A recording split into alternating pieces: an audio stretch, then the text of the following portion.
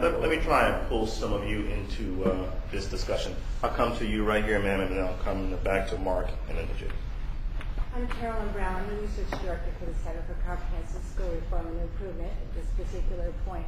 I'm interested in something, as Ali said, but comments from anybody, because I come at, my career has come through various levels, including teaching high school, being a high school administrator, but also as a teacher educator in the state of California. Before I came out here to train principals.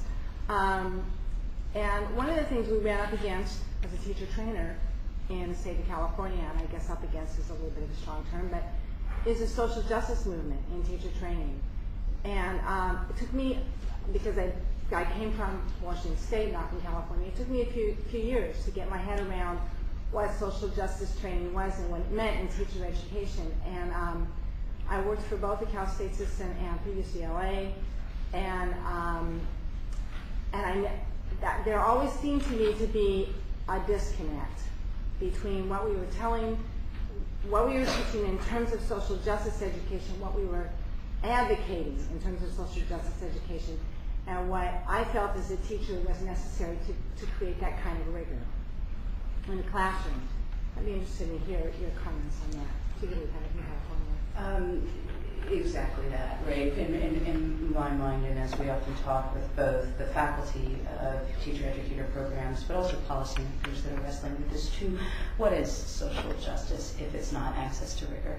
If it doesn't equip the beneficiary of the social justice movement with the skills to succeed when they leave our doors? But it is still very much a real tension. Similar, it's sort of, inception goes back to something Delia said, and that's this public-sector mentality, right?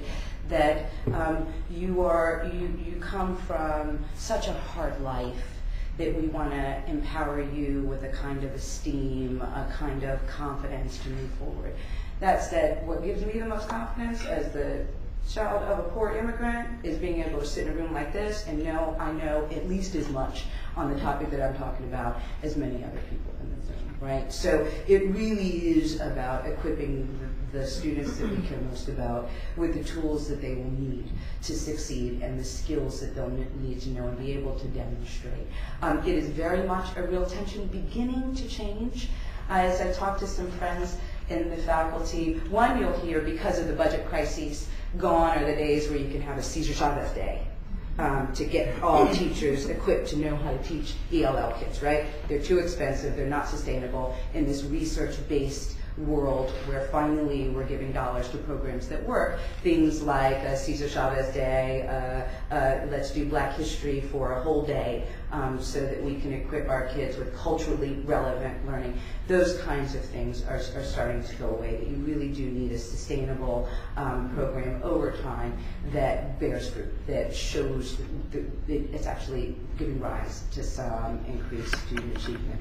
It's also very much flipping the ethos, both in the teaching profession at large, that says, as the interest always says, that the eliteness, the status of a teacher is really not granted based on how good he or she is before the kids they are teaching, but rather how elite the kids are that they are teaching. Flipping that, right?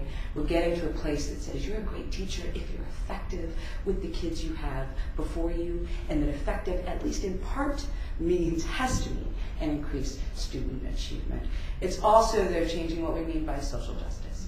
This social justice is not about, as we started this discussion with, empowering people with soft, fuzzy skills. Social justice is about ensuring that we close the opportunity gap, that we close the wage gap, and that we close the achievement gap. And to do that, you got to know how to teach the curriculum before you to the kids that you're teaching.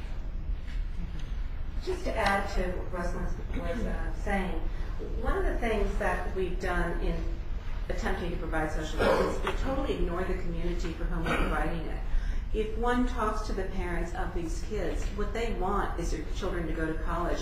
What they want is to understand how they can help at home. And what they want for their children is the same thing everybody else does. And we have lots of opportunities both to listen to the community and then to help them understand what it is schools should be doing for their students, what would provide social justice for their children. We have all too often, I think, in this country, decided for communities what's good for them. And in listening to communities and in asking them what they want, I think we would arrive at a totally different set of strategies than we have in the past 20 years, say. My question touches on the economic crisis. So we're talking a lot about what sounds like a lot of problems involve implementation issues like teacher preparation, principal preparation, etc. And so I'm wondering, what's going to be the impact of this economic crunch that states across the nation are finding themselves in, and how can we deal with and get around these obstacles that are created by the budget crunch? Anyone in particular? I'm sorry, I'd love to hear responses across the panel. I don't have a crystal ball, but I'm hoping more teachers are going to stay in the classroom because they won't find a job elsewhere. But all kidding aside, relating your question to what we've heard over the years about, well, that's going to cost money, and now that we're cutting back, we can't do this, we can't do that. I am the first to tell you that our schools need more support and more resources.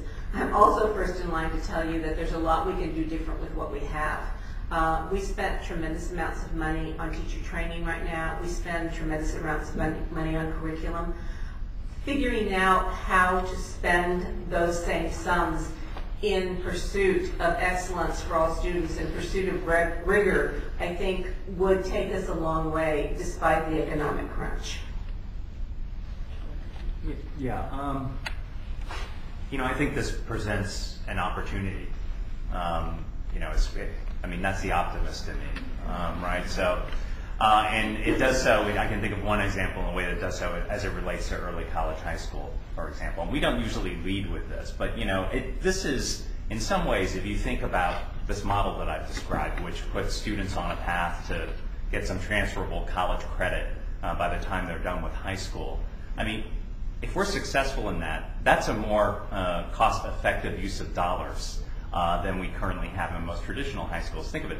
The students get through a degree faster because they have some college credit under their belts. They're better prepared, so they're spending less of their time and their financial aid dollars on remedial coursework in college.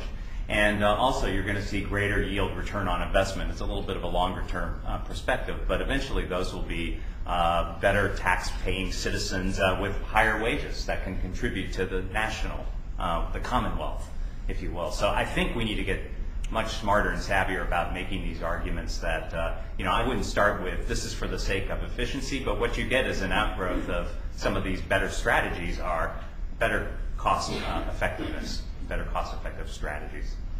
I agree with that. I think we've already seen in a few states that had the economic crisis sort of hit earlier than maybe it hit the rest of the states. We saw some challenges around implementing higher standards, graduation requirements, and getting better assessments. And, let's be honest, sometimes what you see is people that weren't so comfortable or weren't so sure about the policy that they maybe went along with to begin with. Sometimes we'll use the budget crisis as an opportunity to try to reopen the box again. And we have to be, I think, really clear about that these policies were exactly the right policies. These are the policies that will ultimately, as Joel said, help your state and help the country be successful economically and for individual citizens of your states. And there should be no backsliding. There are lots of things that can be done. The sort of multi-state assessment stuff, for example, I think is a really good way to get some good efficiencies and to get a much higher quality product. There's some terrific models out there, and we ought to be looking at that. But I think it's really important not to let state policymakers backslide on policies that are important, and that certainly means anything that is already in place or should be in place that promotes rigor for all kids. Be really careful. I'm keeping an eye out on this because I'm certain that we're going to see people try to take another bite at the apple and use budget as an excuse, and it just can't. We cannot let that happen.